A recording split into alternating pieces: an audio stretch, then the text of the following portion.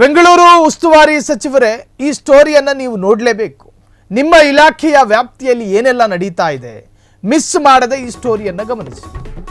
ಬೆಂಗಳೂರು ಉಸ್ತುವಾರಿ ಸಚಿವರೇ, ಈ ಸ್ಟೋರಿಯನ್ನು ನೀವು ಯಾವುದೇ ಕಾರಣಕ್ಕೂ ಮಿಸ್ ಮಾಡಿಕೊಳ್ಳಬಾರದು. ನಿಮ್ಮ ಇಲಾಖೆಯ ವ್ಯಾಪ್ತಿಯಲ್ಲಿ ಏನೆಲ್ಲ ನಡೀತಾ ಇದೆ ಅನ್ನೋದು ನಿಮ್ಮ ಗಮನಕ್ಕೆ ಬರಬೇಕಲ್ಲ. ಬೆಂಗಳೂರು ಜಲಮಂಡಳಿಯಲ್ಲಿ ಪೋಸ್ಟಿಂಗ್ ಹಗರಣ ಸದ್ದು ಮಾಡ್ತಾ ಇದೆ. BWSSBನಲ್ಲಿ ಅನರ್ಹ ಎಂಜಿನಿಯರ್ಗೆ ಇಂಜಿನಿಯರ್ ಇನ್ ಚೀಫ್ ಹುದ್ದೆಯೂ ಕೂಡ ಖಾತ್ರಿಯಾಗಿದೆ.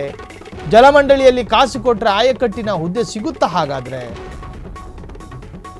ದುಡ್ಡಿನ ಆಸೆಗೆ C&R ರೂಲ್ಸ್ ಮರೆತ್ರ ಜಲಮಂಡಳಿ CEO ಹಾಗೂ ಅಧ್ಯಕ್ಷರು. ಚೀಫ್ ಇಂಜಿನಿಯರ್ ದಯಾಯತ್ಗೆ ಇಂಜಿನಿಯರ್ ಇನ್ ಚೀಫ್ ಹುದ್ದೆ ಸಿಕ್ಕಿದ್ದು ಹೇಗೆ? ಹುದ್ದೆ ನೀಡಿರೋ ಹಿಂದೆ ಕೋಟಿ ಕೋಟಿ ಡೀಲಿಂಗ್ ನಡೆದಿದೆಯಾ? ಹಾಗಾದ್ರೆ ಬೆಂಗಳೂರು ಉಸ್ತುವಾರಿ ಸಚಿವರೇ ನೋಡ್ರಿ, ಒಂದು ಸರ್ಕಾರಿ ಹುದ್ದೆಯನ್ನ ಕೊಡಬೇಕು ಅಂದ್ರೆ ಆ ವ್ಯಕ್ತಿಗೆ ಅನರ್ಹ ವ್ಯಕ್ತಿ ಆಗಿದ್ರೆ ಆತನಿಗೆ ಆ ಉದ್ಯೋಗವನ್ನು ಕೊಡಬೇಕು ಅಂತ ಹೇಳಿ C&R ಅನ್ನ ಪರಿಷ್ಕರಣೆ ಮಾಡೋದು ಅತ್ಯಂತ ಅಪರಾಧದ ಕೆಲಸ. C&R ಅನ್ನ ಹಂಗೆಲ್ಲ ಬದಲಾವಣೆ ಮಾಡೋದಕ್ಕೆ ಬರೋದಿಲ್ಲ. ಸೊ ಬೆಂಗಳೂರು ಜಲಮಂಡಳಿಯಲ್ಲಿ ಪೋಸ್ಟಿಂಗ್ ಹಗರಣ ಬಹಳ ಹಿಂದಿನಿಂದಲೂ ಕೂಡ ಸದ್ದಾಗ್ತಾ ಇದೆ. ನಿಯಮ ಗಾಳಿಗೆ ತೂರಿ ಅನರ್ಹ ಸಿಇಗೆ ಇಂಜಿನಿಯರ್ ಇನ್ ಚೀಫ್ ನೀಡಿ ಆದೇಶವನ್ನು ಹೊರಡಿಸಲಾಗಿದೆ. ಜಲಮಂಡಳಿ CEO ಆದೇಶದಿಂದ ಅಧಿಕಾರಿಗಳಲ್ಲಿ ಭುಗಿಲೆದ್ದ ಅಸಮಾಧಾನ. ನಿಯಮದ ಪ್ರಕಾರ ಸೀನಿಯಾರಿಟಿ ಆಧಾರದ ಮೇಲೆ ಹುದ್ದೆಯನ್ನು ಲಭಿಸಬೇಕು ಅಥವಾ ಕೊಡಬೇಕು. ಆದರೆ ನಿಯಮಗಳ ಪ್ರಕಾರ ಇಂಜಿನಿಯರ್ ಇನ್ ಚೀಫ್ ಹುದ್ದೆಗೆ ದಲಾಯತ್ ಒಬ್ಬ ಅನರ್ಹನಾಗಿರ್ತಾನೆ. ಜಲಮಂಡಳಿಯಲ್ಲಿ ದಲಾಯತ್ಗೆ ಚೀಫ್ ಇಂಜಿನಿಯರ್ ಆಗಿ ಇನ್ನೂ 6 ತಿಂಗಳು ಆಗಿಲ್ಲ. ಬೆಂಗಳೂರು ಜಲಮಂಡಳಿಯಲ್ಲಿ ಪೋಸ್ಟಿಂಗ್ ಹಗರಣ ಸದ್ದು.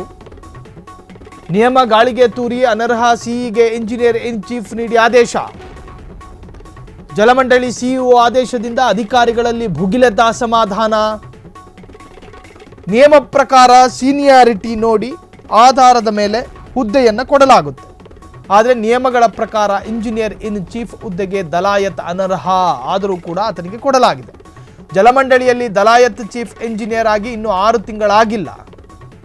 ಆದರೂ ಜಲಮಂಡಳಿಯಲ್ಲಿ ಇಂಜಿನಿಯರ್ ಇನ್ ಚೀಫ್ ಹುದ್ದೆ ಕೊಟ್ಟ ಆಡಳಿತ ಮಂಡಳಿ 3-4 ವರ್ಷಕ್ಕಿಂತ ಹೆಚ್ಚು ಚೀಫ್ ಇಂಜಿನಿಯರ್ ಆಗಿ ಸೇವೆ ಸಲ್ಲಿಸಿರುವ ಮೂವರಿದ್ದಾರೆ. ಸೀನಿಯಾರಿಟಿ ಪರಿಗಣನೆಗೆ ತೆಗೆದುಕೊಂಡಿಲ್ಲ, ಅನುಭವಗಳನ್ನು ಪರಿಗಣನೆಗೆ ತೆಗೆದುಕೊಂಡಿಲ್ಲ.